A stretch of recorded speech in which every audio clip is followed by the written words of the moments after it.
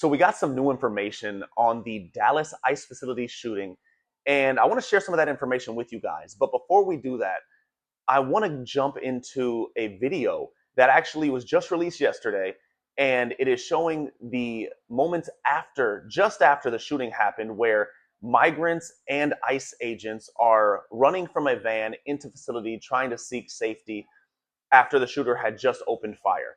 So without further ado, let's check it out. So I don't know if we can play it, but let's go through it, Gotti. This surveillance video just coming in to our newsroom. It shows the moment that this shooting started. It shows, so you see the van there and the detainees frantically trying to exit, still handcuffed, crouching in the front of the van, trying to get inside to safety, and you see them duck and roll into the facility there, still trying to evade gunfire. Some of them appear to have been bloodied or are bloody. We don't know which of those could have been shot, but shortly here you see agents come out and try to rescue anybody who may have been injured inside that van.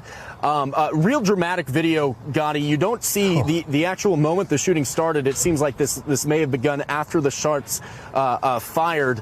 But you see how many migrants or detainees were in that van, and now we know that one of them has died. Two others, as far as we know, still critically injured tonight, Gotti.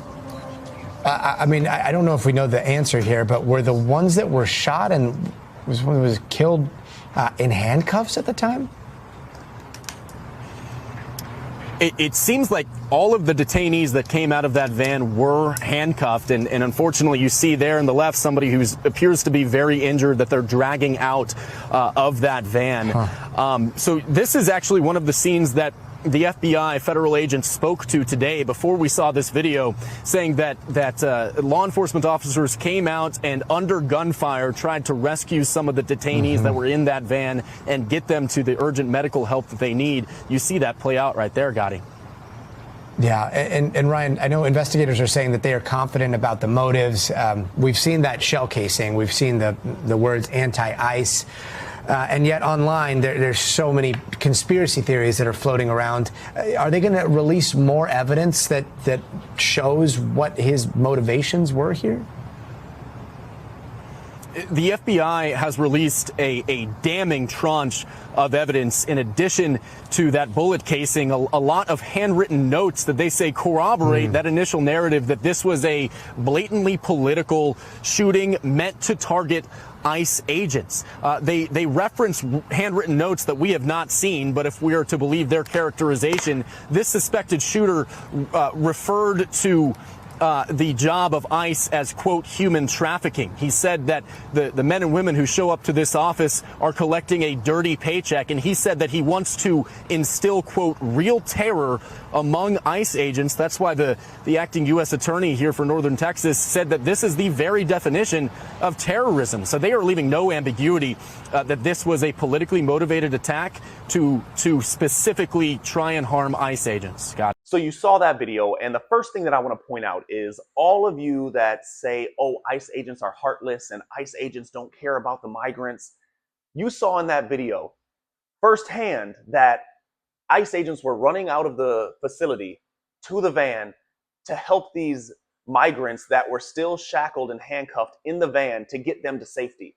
So I don't want to hear anything else about, oh, ICE agents are heartless or they don't care about the migrants, because clearly these ICE agents want the safety of these migrants, and these ICE agents are just doing their job. They were hired to do a job to collect illegal immigrants that have come into our country illegally and have done violent crimes or have committed crimes in our country, to round them up and get them deported back to their country. This is a job, and they have to do their job because we need to stop the influx of illegal immigrants coming into our country. Now, let me pull out my handy dandy notebook and go over some of the stuff that we know so far about this shooter. So I'm not going to mention his name at all. I don't think that idiot even deserves to be mentioned. I don't think that I'm not going to say his name at all. But he is from Fairview, Texas, and the FBI believes that he likely acted alone and that the shooter actually indicated that he did not expect to survive the attack. They're stating that he used an 8mm bolt action rifle And Kash Patel said that the shooter left behind a note that stated, "Hopefully, this will give ICE agents real terror to think, is this a sniper with AP rounds on the roof?"